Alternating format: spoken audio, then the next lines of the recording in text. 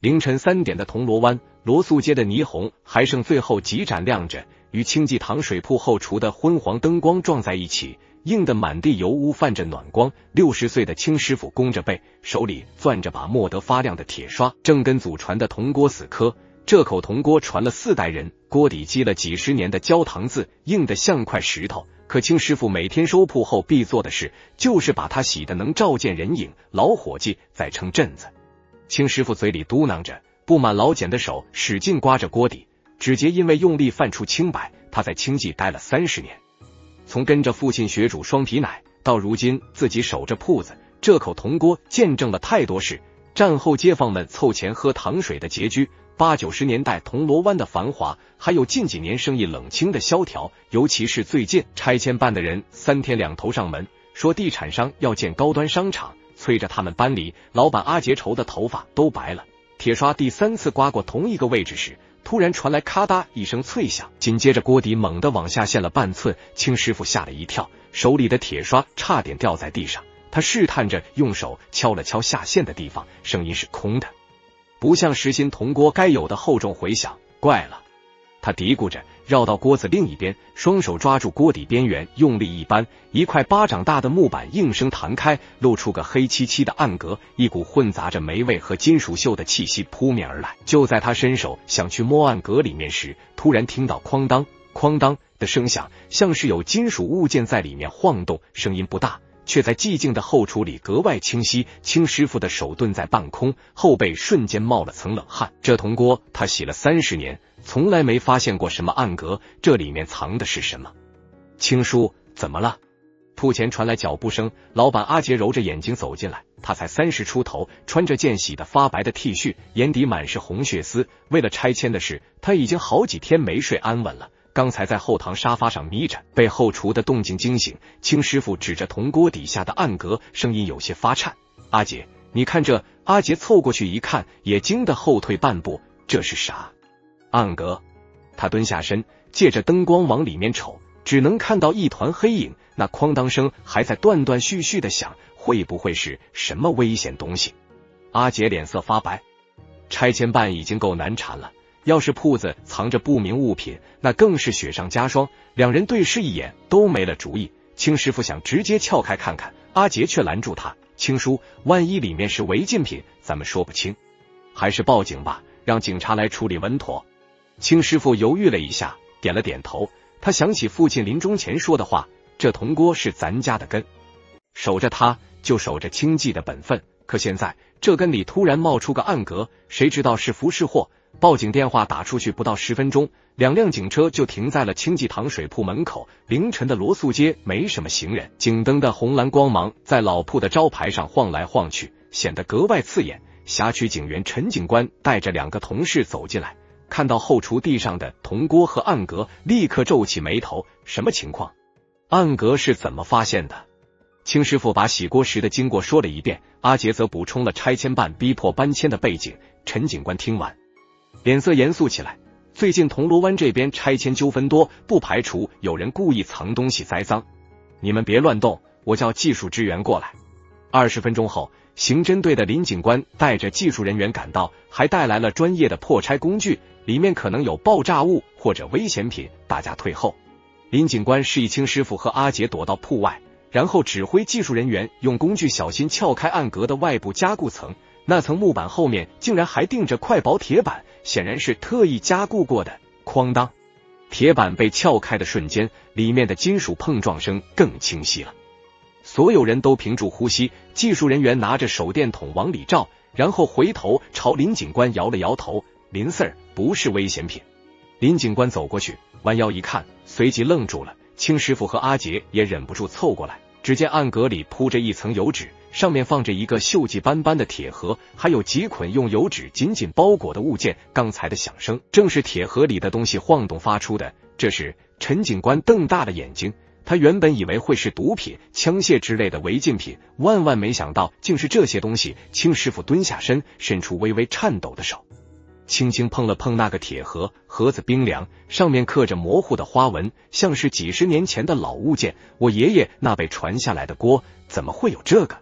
他喃喃自语，记忆突然回到小时候，爷爷总说这口铜锅是救命锅，却从没细说过缘由。阿杰看着那些油纸包裹的物件，心里突然咯噔一下。拆迁办一直说他们的铺子是租地经营，补偿款少得可怜。可如果这暗格里的东西是祖上传下来的产权凭证，那拆迁办的话岂不是谎言？联想到地产商要建高端商场的事，一个可怕的念头在他脑海里浮现。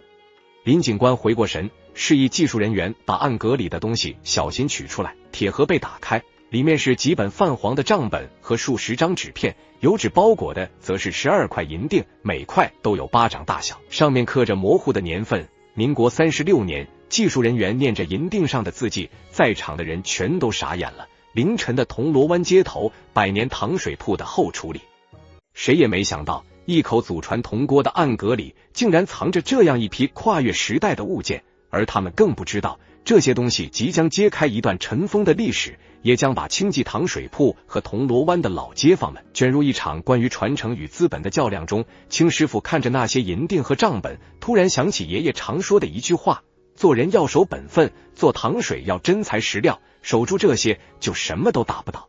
此刻他握紧了拳头，心里忽然有了一种预感，这口铜锅不仅藏着老铺的秘密，更藏着守护老铺的希望。清记糖水铺的后厨里，警灯的余光还在墙面上晃悠。林警官示意技术人员把暗格里的物件逐一摆到铺外的长桌上。凌晨4点的罗素街透着凉意，阿杰搬来2把竹椅，让清师傅和陈警官坐下，自己则蹲在桌边，小心翼翼地拂去铁盒上的灰尘，先看看铁盒里的东西。林警官戴上手套，轻轻掀开锈迹斑斑的盒盖，一股更浓重的霉味散开，夹杂着淡淡的油墨香。盒内铺着一层暗红色的绒布，早已褪色发脆，上面整齐码着3本线装账本，封面是牛皮纸做的，写着乔批登记3个毛笔字，字迹遒劲有力，边缘已经磨损的起了毛边。账本旁边是数十张大小不一的纸片，都是泛黄的宣纸，上面印着乔批凭证的字样，还有手写的收件人姓名、地址和汇款金额。清师傅凑近一看，手指不自觉地抚上账本封面，这是我爷爷的字。他的声音带着一丝颤抖，我小时候见过他写毛笔字，就是这个力道。他拿起一张侨批，上面用小楷写着潮州府潮安县，备注栏里画着个小小的米字，这是我爷爷的记号，意思是汇款人托带了粮食给家乡亲人。陈警官拿起另一张侨批，上面除了汉字，还有几行潦草的潮州方言拼音，忍不住问清师傅，这些侨批是做什么用的？战后那几年，好多潮州人来香港打拼，赚了钱想寄回乡下，可当时邮政不通，银行也少。清师傅叹了口气，回忆起爷爷在世时的念叨，我爷爷就帮着同乡传递侨批，一边开糖水铺掩人耳目，一边偷偷把钱和书信带给内地的亲人，这些凭证就是收了钱的证明。他指着侨批右下角的红色印记，这是我家的清记朱印，盖了章就代表钱已经送到了。技术人员正在清点银锭，12块银锭摆成一排，每块都有半斤重，表面刻着民国36年的字样，边缘还能看到广州造币厂的小字，这些银锭的年份和地契一致。林警官拿起那份折叠整齐的地契，展开后铺在桌上，地契是棉纸材质，已经泛黄发脆，上面用毛笔写着土地坐落铜锣湾罗素街23号及富林半间铺位，购置人是清锦堂，正是清师傅爷爷的名字，民国36年，就是1947年。阿杰突然开口，他之前为了拆迁的事查过香港历史，那年铜锣湾刚完成第2轮填海，好多潮州、福建的同乡都来这里开店。他盯着地契上的土地范围，突然拍了下大腿，难怪拆迁办只肯给一点点补偿。他们说我们这铺位是租的公家地，原来根本不是，这地是清叔爷爷当年合法买的，还包括隔壁半间铺。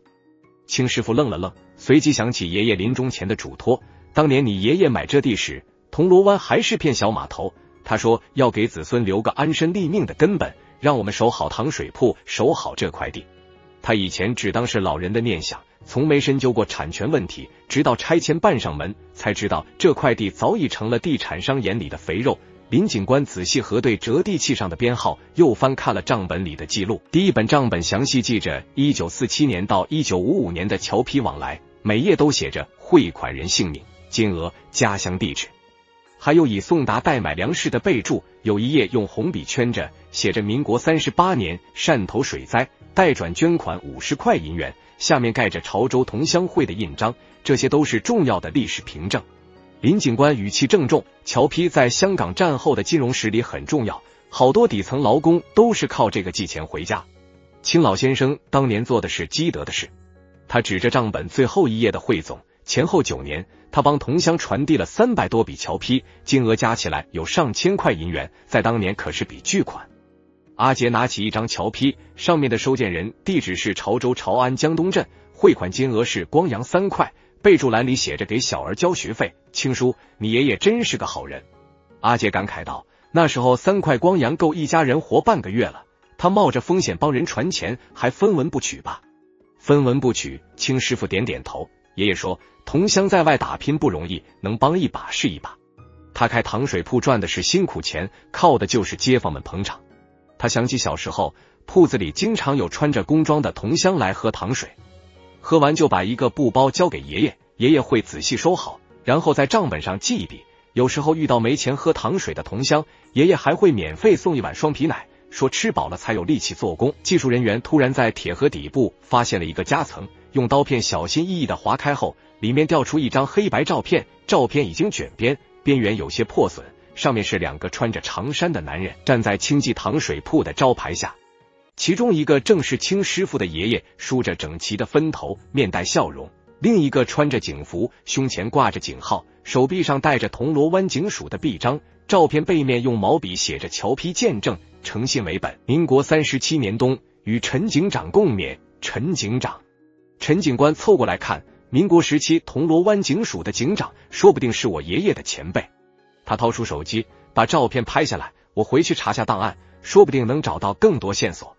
青师傅捧着照片，手指轻轻摩挲着爷爷的笑脸，眼眶有些发红。我爷爷总说，做人要讲诚信，做糖水和传侨批一样，不能掺假。他转头看向阿杰，这口铜锅煮了几十年糖水，用的都是真材实料，街坊们才肯一直来。现在有人想抢我们的地，毁我们的铺，绝对不行。阿杰重重点头，心里的迷雾豁然开朗。拆迁办一次次威逼利诱，地产商放出的租地经营谎言，还有隔壁铺位突然被收购的蹊跷，所有事情串起来都是为了夺走这块黄金地段。他拿起地契，指尖因为用力而发白。青叔，有了这些证据，我们一定能保住清静。天快亮了，罗素街的路灯陆续熄灭，第一班叮叮车从街角驶过，发出清脆的声响。林警官把所有物件登记造册后，对2人说，这些东西都是合法财产，也是重要的历史文物，我们会出具保管证明，你们可以先存放在安全的地方。地契的事，我建议你们尽快去土地注册处核实，补全相关手续。陈警官收拾好工具，临走前拍了拍阿杰的肩膀，地产商在铜锣湾的收购动作不小，你们多加小心，如果遇到威胁，随时报警。2人送走警察，回到铺子里，青师傅走到灶台前，往铜锅里加了水，点火加热，蓝色的火苗舔着锅底，映得他脸上泛起暖意。阿杰，煮锅双皮奶吧，他说，等下街坊们该来吃早餐了。阿杰点点头，从冰箱里拿出新鲜的水牛奶，看着青师傅熟练地撇去奶皮，倒入碗中蒸制。阳光透过铺子的木窗照进来，落在桌上的账本和侨批上，那些泛黄的纸片仿佛活了过来，诉说着100年前铜锣湾的烟火气，也见证着一家老铺的坚守。阿杰心里清楚，有了这些铁证，他们不再是孤立无援，但他更明白，地产商不会轻易放弃。一场关于土地传承与资本的较量才刚刚开始。他看着青师傅专注煮糖水的背影，还有那口藏着秘密的铜锅，突然觉得浑身充满了力量。他要守住的不仅是一家糖水铺，更是铜锣湾最后的老味道和祖辈传下来的诚信与骨气。清晨的阳光刚漫过罗素街的骑楼，清记糖水铺的木门就被轻轻推开，80岁的李婆婆拄着拐杖走进来，鼻尖嗅了嗅，青仔，还是你煮的双皮奶最香，昨晚听街坊说你家出了大事，我特意过来看看。青师傅刚把一锅双皮奶端上桌，闻言眼眶一热，连忙给婆婆盛了一碗。婆婆放心，没事，糖水还是老味道。可这份安稳没维持多久，上午10点，3辆黑色轿车停在铺门口，下来几个西装革履的人，为首的是个梳着油头的中年男人，递出名片，我是恒基地产的项目总监张国良，专程来和你们谈收购的事。阿杰接过名片，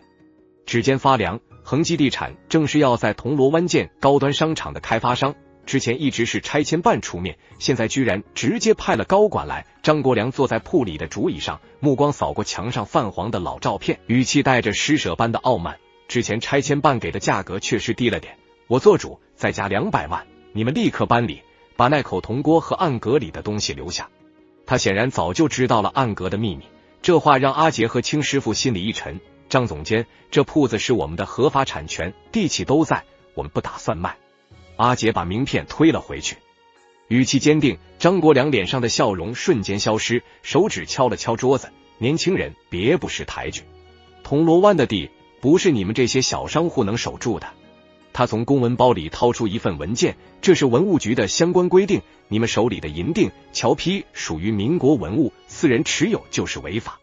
要么乖乖交出东西拿钱走人，要么我现在就打电话举报，到时候你们不仅拿不到1分钱，还得去警局一趟。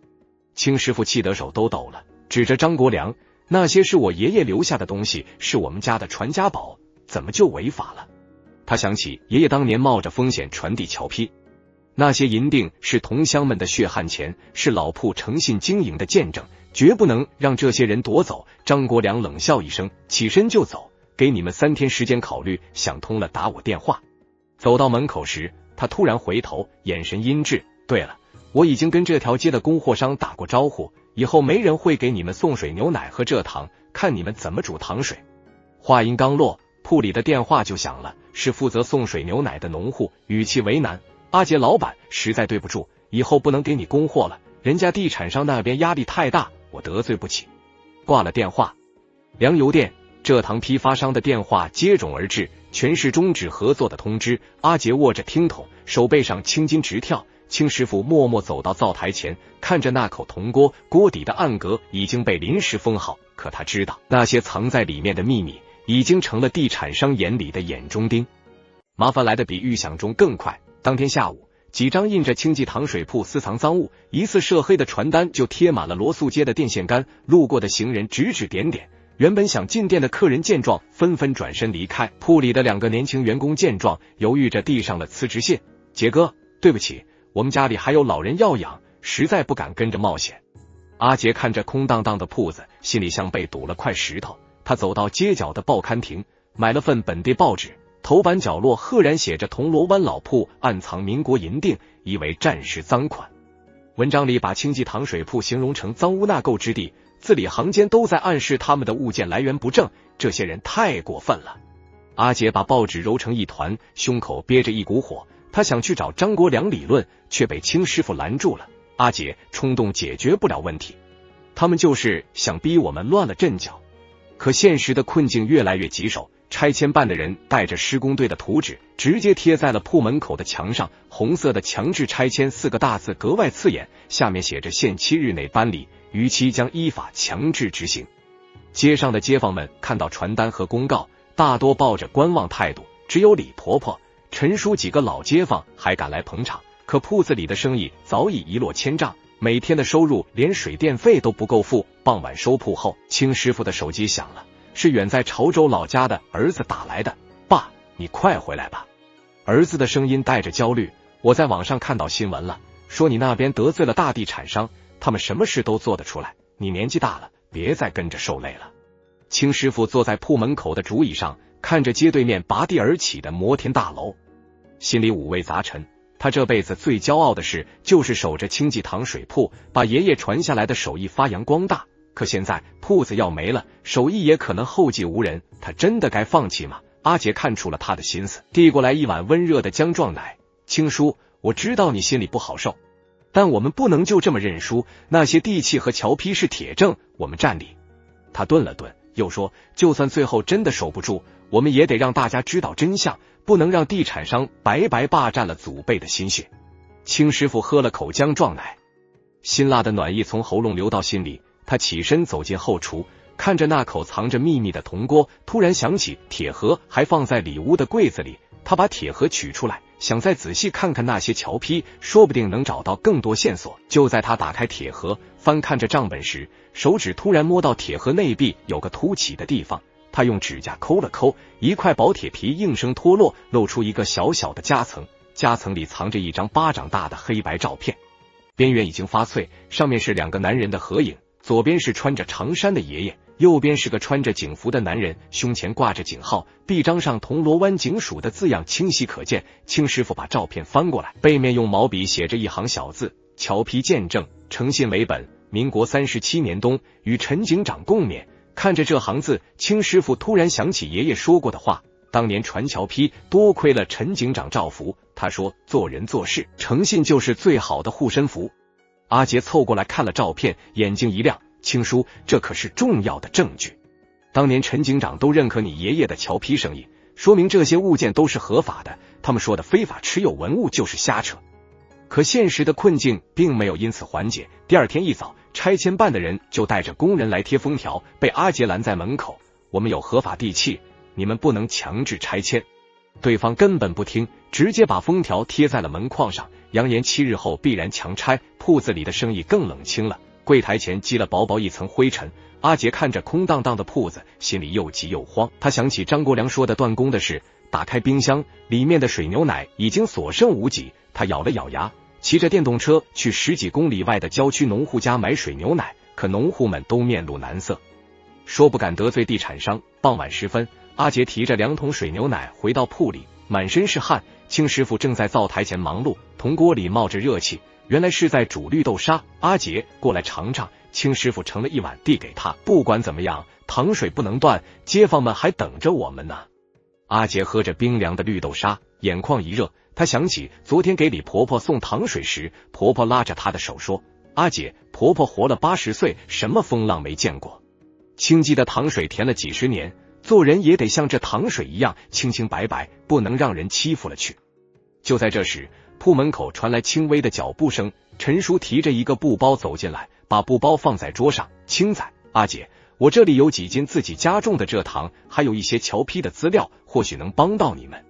他打开布包，里面是一包雪白的蔗糖，还有几本泛黄的潮州同乡会通讯录。当年你爷爷帮同乡传桥坯，好多人都记着他的好，我已经联系了几个还在世的老人，他们都愿意出来作证。清师傅看着桌上的蔗糖和通讯录，又看了看那张贴在门框上的封条，突然握紧了拳头。他走到灶台前，看着那口祖传的铜锅，心里暗暗下定决心，就算拼尽全力也要守住清记糖水铺，守住祖辈传下来的诚信和骨气。可他心里清楚，张国良和地产商绝不会善罢甘休，接下来的日子只会更加艰难。夜色渐浓，铜锣湾的霓虹亮起，照亮了街头的繁华，却照不进清记糖水铺里的阴霾。一场关乎老铺生死、传承与资本的较量已然进入白热化阶段，而他们手里的证据和心中的坚守是唯一的希望。清晨的铜锣湾还没完全苏醒，阿杰就揣着地契和账本，骑着电动车往土地注册处赶。车筐里放着清师傅特意煮的双皮奶，用保温盒装好。他想着趁办事间隙给清叔带份早餐，却没料到等待他的是一盆冷水。土地注册处的办事窗口后，工作人员接过地契和申请表格，翻查了半天电脑记录，抬头面无表情地说，先生，没有找到相关产权登记档案，系统显示该地块1960年起登记为政府代管土地，你们的地契可能是伪造的。伪造？阿杰急得提高了声音，这是民国36年的合法地契，上面有当年的注册编号，怎么可能是伪造的？他指着地契上的红色印章，你们再查查，是不是档案漏存了？工作人员不耐烦地摆手，我们的系统不会错，没有就是没有。如果你们对结果有异议，可以走行政复议，但流程至少要3个月，能不能通过还不一定。阿杰看着对方敷衍的态度，心里清楚，这肯定是地产商暗中施压的结果，他们就是想拖着，等强制拆迁的期限一到，就把老铺夷为平地。走出土地注册处，阿杰掏出手机想给清师傅打电话，却收到了一条匿名短信：10项点交出地契和银锭，不然别怪我们对清老头不客气。短信后面还附了一张清师傅早上在铺门口扫地的照片，显然他们已经被盯上了。阿杰又气又怕，骑着电动车往回赶，保温盒里的双皮奶已经凉了，就像她此刻的心情。回到清记糖水铺，清师傅正给李婆婆盛绿豆沙，看到阿杰脸色不对，连忙问道：“怎么了？注册处那边有结果吗？”阿杰把短信给清师傅看，又说了档案遗失的事，咬着牙说：“肯定是张国良搞的鬼，他们就是想让我们查无对证。”李婆婆放下碗，拍了拍桌子：“这些黑心商家！当年你爷爷帮了多少同乡，街坊们都记着情分，我们不能让清记就这么被欺负。”他拄着拐杖站起来：“我这就去召集老街坊，咱们一起去区议会请愿，不信没地方说理。”清师傅看着李婆婆坚定的背影，心里一阵暖流。他原本以为在资本面前，他们这些小商户只能任人宰割，却没想到关键时刻街坊们都站了出来。当天下午，陈叔带着几本厚厚的潮州同乡会通讯录来到铺里，他戴着老花镜，翻着泛黄的纸页。我已经联系上3个当年让你爷爷传递侨批的同乡后人，他们都还在世，手里也有当年的接收凭证，明天就来香港作证。他指着通讯录上的名字，你爷爷当年的侨批记录做得特别细致，每个人的汇款金额、家乡地址都和他们手里的凭证能对上，这就是最有力的证据。说话间，铺门口来了几个年轻身影，为首的是经常来喝糖水的大学生阿林，他手里拿着相机，身后跟着2个同学：“青叔、杰哥，我们是学传媒的，想把清记的故事拍下来发到网上。现在好多年轻人都喜欢老香港的味道，我们相信一定能得到大家的支持。”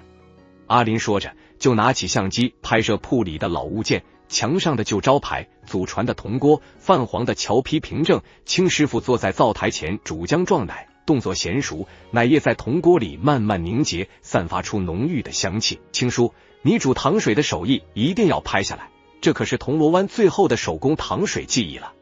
阿林一边拍一边说。第二天一早，3位头发花白的老人来到清记糖水铺，他们都是当年接收过清师傅爷爷侨批的同乡后人，最大的已经85岁，最小的也78岁。老人手里拿着用红布包裹的侨批接收凭证，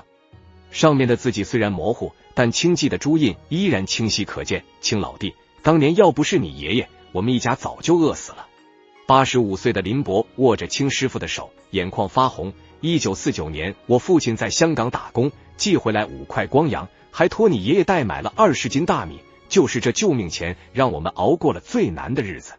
他拿出接收凭证和铁盒里的侨批记录一对，金额、日期、备注完全吻合。就在大家整理证据的时候，林警官带着文物部门的专家来到铺里。清师傅、阿姐，我们已经联系了香港侨批博物馆和历史学者，特意来核实这些物件的真实性。林警官介绍道，这位是侨批博物馆的王馆长，专门研究战后侨批文化。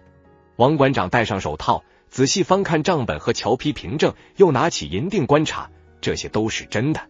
民国36年的广州造币厂银锭，成色很纯，是当年常见的流通货币。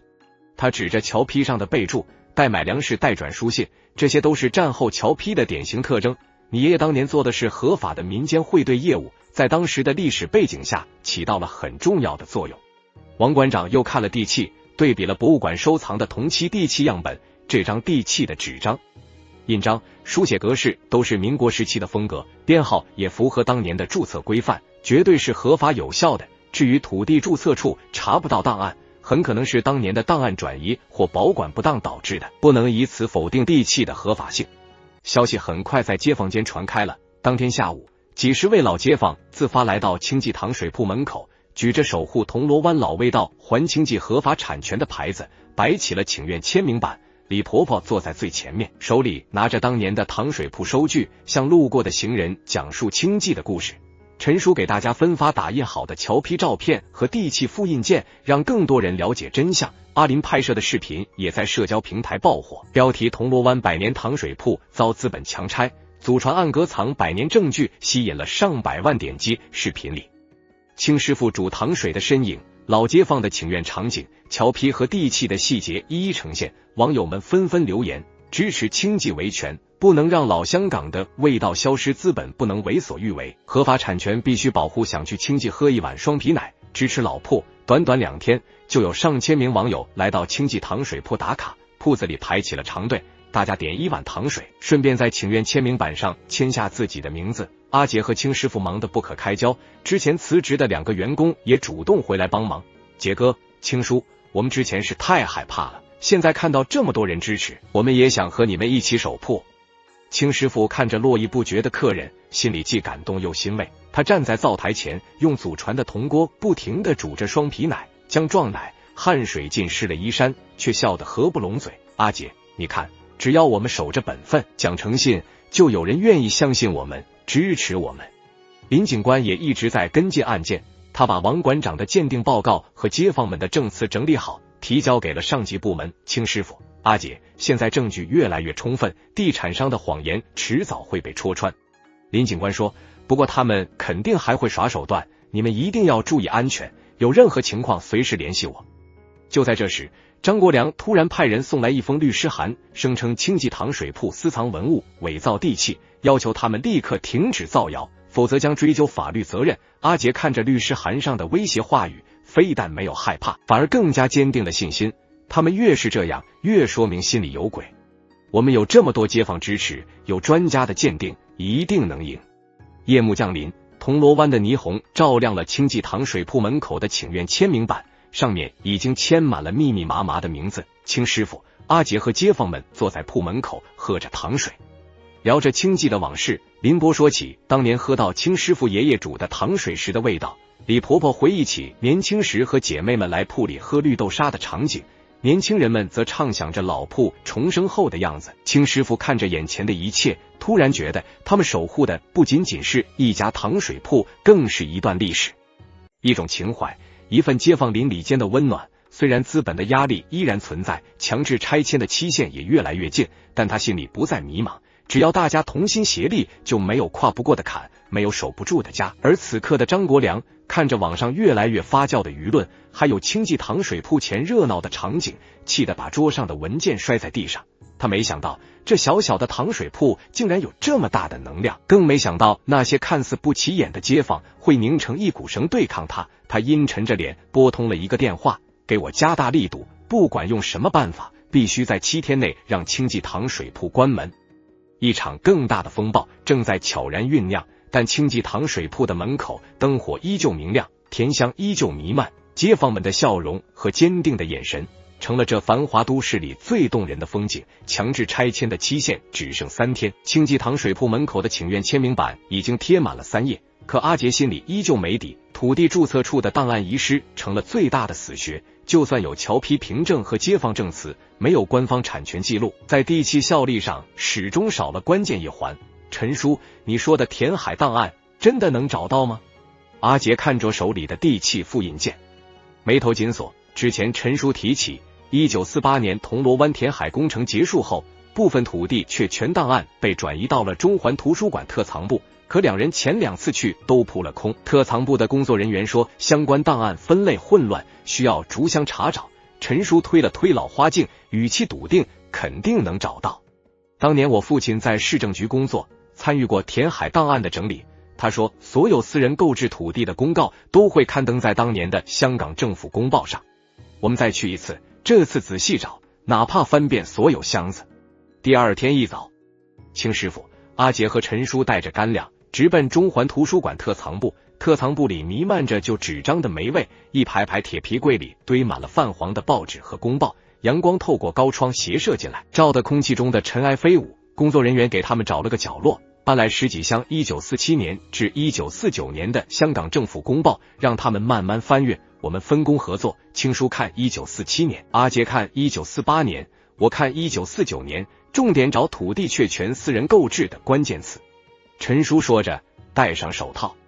小心翼翼地翻开一本公报，一页页报纸翻过去，密密麻麻的繁体字看得人眼睛发酸。青师傅年轻时在私塾读过几年书，认识不少繁体字，可长时间盯着小字，眼睛还是忍不住流泪。阿杰拿出手机拍照，遇到疑似的内容就标记下来，再和地契上的信息比对。中午时分，3人啃着面包，喝着矿泉水，简单填饱肚子就继续查找。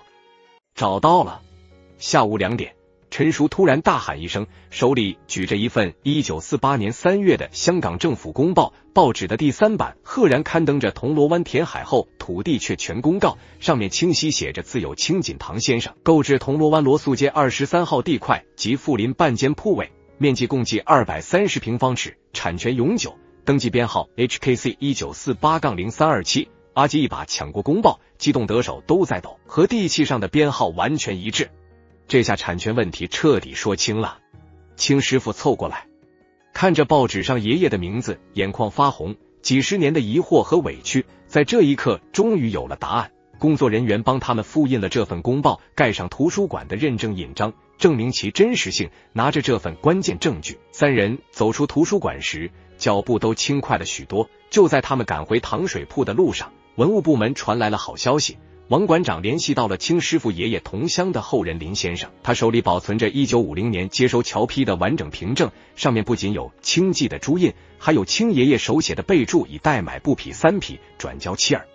林先生特意带着凭证从潮州赶来香港，和铁盒里的侨批记录一对，时间、金额、备注完全吻合，甚至连字迹的笔锋都一致。这些凭证足以证明清老先生当年的侨批业务是合法合规的，而且在同乡中口碑极好。王馆长在电话里说，我们已经出具了正式的鉴定报告，明确这些侨批、账本、银锭都是战后民间金融往来的重要历史文物，私人持有合法合规，还具有很高的收藏价值。证据链越来越完整，阿杰立刻把公报复印件、文物鉴定报告送到区议会，希望能推动撤销强制拆迁公告。可没想到地产商的反扑来得更快更狠。当天傍晚，清记糖水铺隔壁突然传来咚咚锵锵的施工声，阿杰走出铺门一看，只见10几名施工队员拿着冲击钻、撬棍正在野蛮施工，墙壁被打得咚咚作响。更过分的是，他们的施工范围明显超出了红线，直接贴着清记的墙面作业。你们干什么？再往这边施工，我们的墙要塌了！阿杰冲过去阻拦，却被一个光头大汉推搡回来。我们在自己的地盘施工，关你屁事！光头大汉态度嚣张，石像点赶紧搬走，不然等墙塌了砸到你们可别怪我们。清师傅也走了出来，看着墙面已经出现的裂缝，气得浑身发抖。你们这是违规施工，我要报警！他掏出手机刚要拨号，施工队突然停了下来。张国良从一辆黑色轿车里下来，嘴角带着冷笑，清师傅，识时务者为俊杰，现在停手还来得及，我再给你们加100万，把地契和那些破烂玩意儿留下，不然这墙塌了，你们不仅守不住铺，还得赔我们施工队的损失，你做梦！阿杰指着张国良，我们已经拿到了政府公报，证明这地是我们的合法产权，你再敢违规施工，我们就去告你。张国良脸色一变，随即又恢复了阴鸷，告我？你有证据吗？施工队是按图纸作业，出了问题自然有保险公司负责。他挥了挥手，继续施工。出了事我担着。冲击钻再次响起，墙面的裂缝越来越大，甚至有水泥块掉下来。铺里的街坊们吓得纷纷躲避。李婆婆拄着拐杖骂道：黑心干的东西，为了赚钱连人命都不顾了。就在这危急时刻，10几名老街坊突然冲了过来，他们有的拿着扫帚，有的拿着板凳，挡在清记糖水铺门口，不准施工。再施工我们就报警了。为首的是住在附近的退休消防员老周，他大声喊道：你们这样施工违反了建筑安全条例，没有做好防护措施，还越界作业，再不停工我们就集体举报。施工队员们看着愤怒的街坊，手里的工具慢了下来。张国良没想到街坊们会这么团结，气得脸色铁青，却又不敢真的闹出人命，只能咬牙喊道：撤！施工队走后，老周检查了墙面的裂缝，眉头紧锁，这墙已经成了危墙，不能再住人了。我已经联系了建筑安全部门，他们明天一早就来检测。他转头对围过来的街坊说：从今晚开始，我们组成护铺队，轮流在铺门口值守，防止他们半夜偷偷施工。我报名，算我一个！街坊们纷纷响应。年轻人们主动承担了夜班，年纪大的街坊则负责白天值守。阿林和同学们也赶了过来，用相机记录下墙面的裂缝和违规施工的痕迹，发到网上。标题：地产商为强拆100年糖水铺，违规施工致墙面开裂，再次引发热议。网友们纷纷谴责张国良的霸道行为，甚至有人向建筑署和警方举报。第二天一早，建筑安全部门的工作人员来到现场，经过检测，认定施工队存在严重违规操作，不仅越界施工，还未采取安全防护措施，导致清济塘水铺墙面出现结构性裂缝，判定为局部危楼，当即下发了停工整改通知书，并对施工单位处以罚款。林警官也带着警员赶来调查后发现，这家施工队根本没有合法的施工资质，是张国良临时找来的散工队。张国良涉嫌雇佣无资质施工队，违规施工，危害公共安全，我们已经立案调查。林警官对青师傅和阿杰说，你们放心，我们会派人在附近巡逻，确保你们的安全。停工整改通知书和警方的立案调查给了张国良沉重一击，但青师傅和阿杰心里清楚，这只是暂时的喘息，张国良绝不会轻易放弃。强制拆迁的期限只剩最后一天，他很可能会使出更阴险的手段。当天晚上，清济塘水铺里灯火通明，青师傅在煮糖水，阿杰在整理所有证据，街坊们围坐在一起，商量着明天的应对方案。李婆婆拿出自己的养老钱，阿杰，这钱你拿着，要是需要请律师，我们街坊们再凑，一定要守住清济。谢谢婆婆，不用。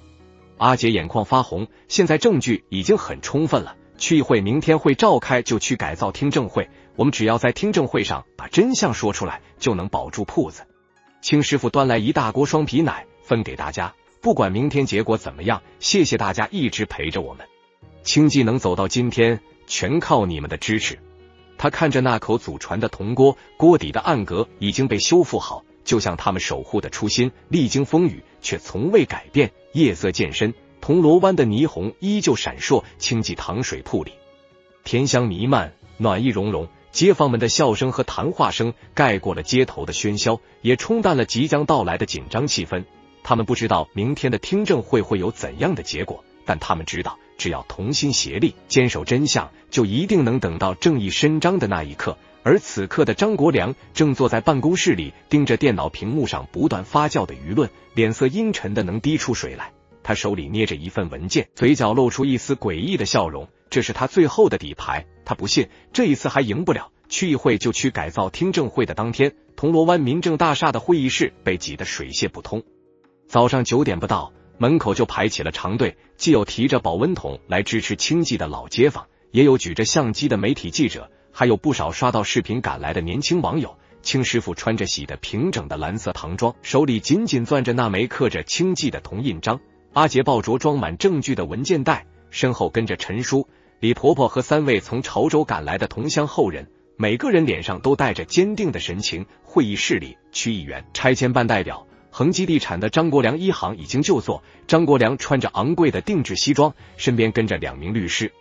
神情傲慢地扫视着进场的人群。看到青师傅和街坊们时，嘴角勾起一抹不屑的冷笑。他的面前摆着一叠文件，正是他所谓的最后底牌，一份伪造的1960年土地租赁合同，企图证明清济塘水铺的土地是向政府租赁的，早已过了租赁期限。听证会准时开始，主持人先介绍了旧区改造的规划和争议焦点，随后示意张国良一方先发言。张国良的律师站起身，拿出那份伪造的租赁合同，语气咄咄逼人。根据这份1960年的租赁协议，清济塘水铺所在的地块为政府代管土地，清家仅享有租赁权，且租赁期限已于1990年到期。如今他们拒不搬迁，属于非法占用政府土地，理应强制清退。他还拿出网上的负面新闻截图。此外，该铺私藏大量民国银锭，疑似战时赃款，涉嫌非法持有文物，建议相关部门立案调查。台下立刻响起议论声，张国良得意地靠在椅背上，仿佛胜券在握。这时，主持人示意阿杰发言，阿杰深吸一口气，走上发言台，先举起那份1948年的香港政府公报复印件。各位议员，各位朋友，这份是中环图书馆特藏部存档的政府公报，上面明确记载，铜锣湾罗素街23号地块及附邻半间铺位为清锦堂先生于1947年合法购置，产权永久，登记编号与我们手中的地契完全一致。他将公报和地契并列展示在大屏幕上，编号、土地范围一一对应，所谓的租赁协议纯属伪造。拆迁办明知该地块为私人产权，却勾结地产商，谎称是政府代管地，企图以微薄补偿强占土地，这是严重的违规操作。张国良的脸色瞬间变了，律师连忙起身反驳，仅凭一份旧报纸不能证明产权有效性，土地注册处没有相关档案，说明这份公报可能是伪造的。我可以作证。陈叔站起身，走到发言台旁。当年我父亲参与过铜锣湾填海档案整理，1948年的土地确权公告全部刊登在香港政府公报上，这份公报的纸张、印刷格式都与同期存档一致，还有图书馆的认证印章，绝不可能是伪造的。阿杰紧接着拿出侨批凭证和账本，这是清记创始人清锦堂先生1947年至1955年的侨批登记账本，上面记录了300多笔同乡汇款，每一笔都有接收凭证对应。他邀请3位潮州同乡后人上台，展示他们手中的接收凭证，这些凭证上的清记朱印、手写备注与账本完全吻合，文物部门已经出具鉴定报告，证明这些都是战后民间金融往来的合法凭证，银锭也是当年的流通货币，并非赃款。侨批博物馆的王馆长也受邀到场，他拿出专业鉴定报告，清记保存的侨批账本是香港战后侨批文化的重要实物证据，具有极高的历史价值。这些凭证完整记录了潮州同乡的汇款往来，证明清锦堂先生当年的业务合法合规，私人持有完全符合法律规定。张国良的律师还想狡辩，却被突然响起的手机铃声打断。林警官带着2名警员走进会议室，手里拿着一份调查结果。各位，经过警方调查，恒基地产涉嫌勾结拆迁办工作人员，伪造租赁协议，散布虚假信息，恶意打压清济堂水铺。此外，我们还查到拆迁办曾收受地产商贿赂，故意隐匿土地产权档案，目前相关涉案人员已被立案调查。林警官将调查证据投影在大屏幕上，包括拆迁办工作人员的受贿转账记录、与张国良的通话录音，还有施工队无资质施工的检测报告。张国良先生，你涉嫌雇佣无资质施工队违规作业，导致清济堂水铺墙面开裂，危害公共安全，现在请你跟我们回警局接受调查。张国良脸色惨白，瘫坐在椅子上，之前的傲慢荡然无存。台下的街坊们爆发出热烈的掌声，记者们纷纷围上前拍照，闪光灯此起彼伏，主持人示意大家安静，随后邀请清师傅发言。清师傅走到发言台，手里拿着那口祖传铜锅的缩小模型，声音有些沙哑，却异常坚定。我爷爷1947年来到香港，在铜锣湾开了这家糖水铺，一边做小生意，一边帮同乡传递侨批。他常说，做人要诚信，做糖水要真材实料，守住本分就什么都打不倒。他指着模型，这口铜锅传了4代，煮了100年糖水，见证了铜锣湾的变迁，也见证了街坊们的情谊。拆迁办和地产商想夺走我们的地，毁掉我们的铺，但他们忘了，有些东西是夺不走的，祖辈的骨气、街坊的情谊，还有我们对这片土地的热爱。清师傅的话音刚落，台下就响起了雷鸣般的掌声，不少老街坊流下了激动的泪水。李婆婆拄着拐杖站起来，清记的糖水填了几十年，清家的人更是善良了几十年。当年我丈夫在外地打工，就是清老先生帮着传递侨批，让我们娘俩熬过了最难的日子。这样的好铺子绝不能拆。85岁的林伯也说道，没有清老先生，就没有我们一家人的今天。这些侨批凭证就是最有力的证明，清记是清白的，这片地是他们合法的财产。在全场的注视下，区议员当场宣布了处理结果。经核实，清记糖水铺所在地块为清锦堂先生合法购置的私人产权，土地注册处需立即补全相关档案，发放产权证明。拆迁办撤销强制拆迁公告，对相关违规工作人员严肃处理。恒基地产因涉嫌多项违规操作，处以巨额罚款，其旧区改造项目需重新调整规划，不得侵犯私人合法产权。警方继续深入调查涉案人员，依法追究其法律责任。好！全场爆发出经久不息的掌声，街坊们互相拥抱，年轻网友们欢呼雀跃。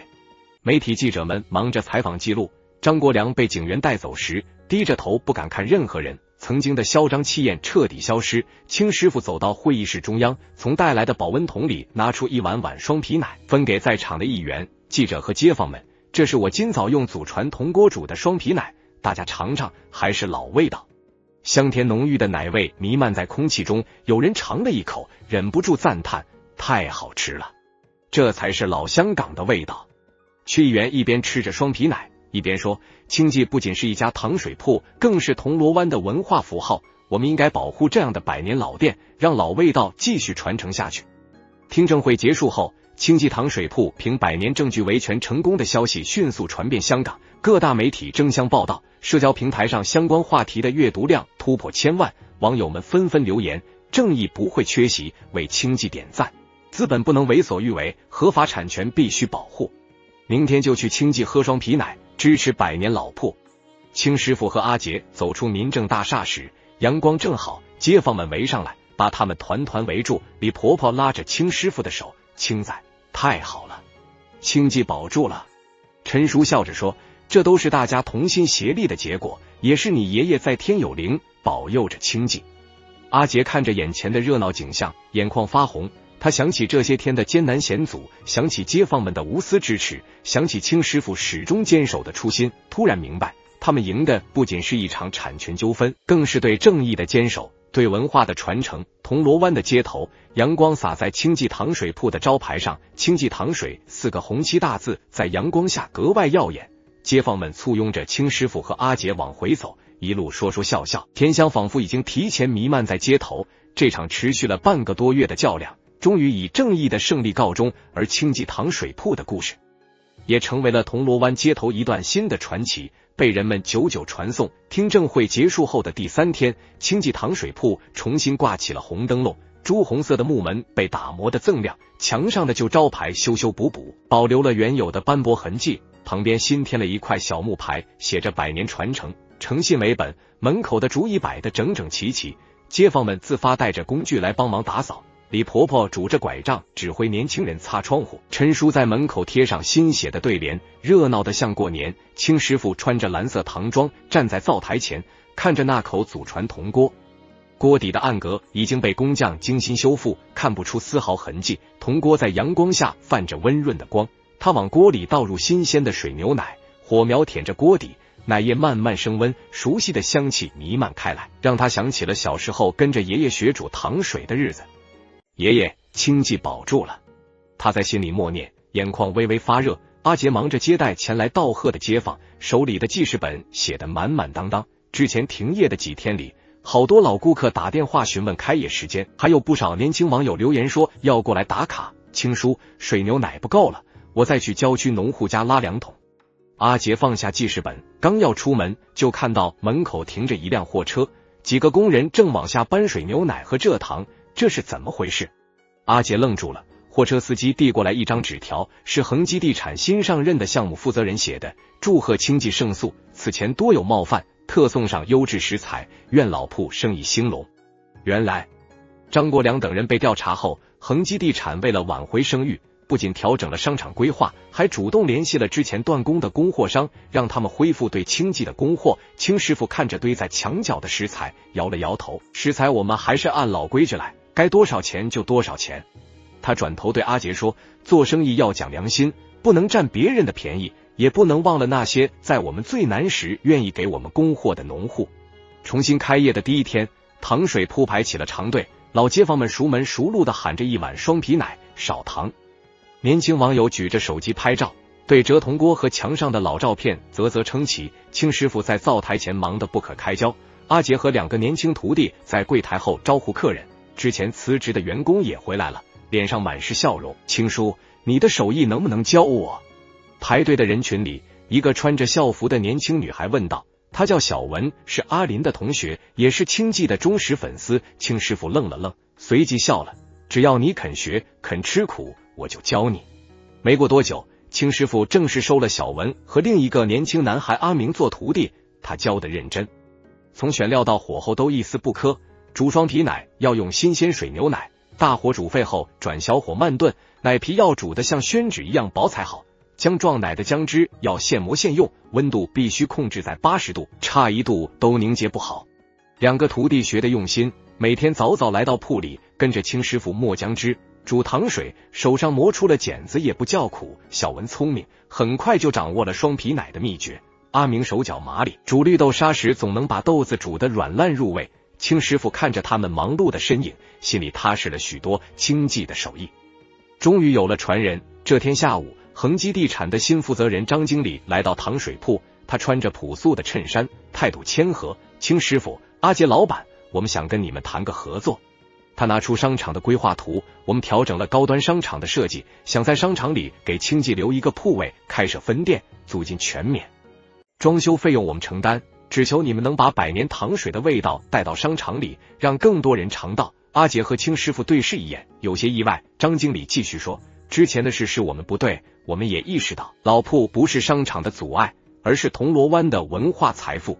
保留清记不仅能丰富商场的业态，还能传承香港的糖水文化，这是双赢的事。青师傅沉吟片刻，问道，分店能保持清记的老味道吗？食材、手艺都要和老店一样。张经理连忙点头，当然，我们完全不干预经营，所有食材都由你们亲自挑选，手艺也由你们说了算，我们只负责提供场地和宣传。经过几天的考虑，阿杰和青师傅同意了合作，但提出了一个条件，罗素街的老店必须保留原貌，继续用祖传铜锅煮糖水，传承最传统的手艺。张经理爽快地答应了。老店是清记的根，我们一定会好好保护。装修分店的时候，街坊们也来帮忙出主意。李婆婆说，分店要摆几张竹椅，像老店一样有烟火气。陈叔建议墙上要挂桥坯和地契的复印件，让年轻人知道清记的故事。阿林则帮着设计了年轻人喜欢的文创产品，印着清记双皮奶字样的钥匙扣、笔记本很受顾客欢迎。与此同时，青师傅做出了一个重要决定，把铁盒里的账本、桥坯凭证和那枚铜印章捐赠给香港桥坯博物馆。捐赠仪式那天，王馆长亲自前来接收。这些文物是香港战后历史的活化石，清记的故事不仅是一家老铺的坚守，更是一代人的诚信与担当。我们会设立清记糖水专题展区，让更多人了解桥坯文化和老铺历史。青师傅看着文物被小心翼翼的装箱，心里没有不舍，只有欣慰。他知道这些东西放在博物馆里能发挥更大的价值，让更多人记住那段艰难却温暖的岁月。几个月后，清记糖水铺的商场分店正式开业，分店保留了老店的装修风格，桌椅、木桌、墙上的老照片和罗素街的老店一模一样。青师傅偶尔会去分店指导徒弟，更多时候还是守在老店里，用祖传铜锅煮糖水。小文和阿明已经能独当一面，煮出来的双皮奶、姜撞奶味道和青师傅煮的几乎别无二致。罗素街的老店里依旧挤满了街坊和游客，李婆婆每天下午都会来喝一碗绿豆沙。和青师傅聊聊天，陈叔会带着朋友来打卡，骄傲地给他们讲述清记维权的故事。年轻网友们拍完照会坐在竹椅上，一边喝糖水一边刷着手机分享清记的故事。有一天，一个白发苍苍的老人来到店里，手里拿着一张泛黄的桥坯凭证。请问这里是青锦堂先生开的清记糖水铺吗？老人问道。青师傅连忙起身，是的，我是他的孙子。老人激动地拿出凭证，这是1950年我父亲让你爷爷传递的桥坯，当年多亏了他，我们一家才熬过了难关。我从加拿大回来，就是想看看这家救了我们家的糖水铺。青师傅给老人盛了一碗双皮奶，老人尝了一口，眼眶发红，就是这个味道，和我父亲当年描述的一模一样。那天老人在店里坐了很久，听青师傅讲了清记的故事，临走时说，以后我每年都会回来喝一碗清记的糖水，看看铜锣湾的变化。夕阳西下，铜锣湾的霓虹渐渐亮起，清记糖水铺的后厨里，铜锅还在冒着热气，甜香弥漫在街头巷尾。青师傅坐在门口的竹椅上，看着街上熙熙攘攘的人群，手里抹撒着那枚铜印章。阿杰走过来，递给他一碗姜撞奶。青叔，今天生意很好，分店那边也卖断货了。青师傅喝了一口姜撞奶，辛辣中带着甘甜，暖意从喉咙流到心里。他抬头看着清记糖水的招牌，在夜色中格外醒目。这口铜锅煮了100年糖水，见证了战争与和平，经历了繁华与变迁，如今依然在铜锣湾的街头散发着温暖的甜香。他知道清记能走到今天，靠的不是运气，而是祖辈传下来的诚信与本分，是街坊邻里的支持与情谊，是对传统文化的坚守与传承。铜锣湾的高楼越来越多，可有些东西永远不会改变，比如清记的老味道，比如人与人之间的温暖，比如刻在骨子里的诚信与骨气，百年岁月流转，甜香始终未改。清济堂水铺的故事还在铜锣湾的街头继续着，它不仅是一家百年老铺，更是香港的一段历史，一种情怀，一份代代相传的温暖与坚守。而那口藏着秘密的铜锅，将继续煮着香甜的糖水，见证更多岁月变迁，把清济的故事，把铜锣湾的老味道一直传承下去。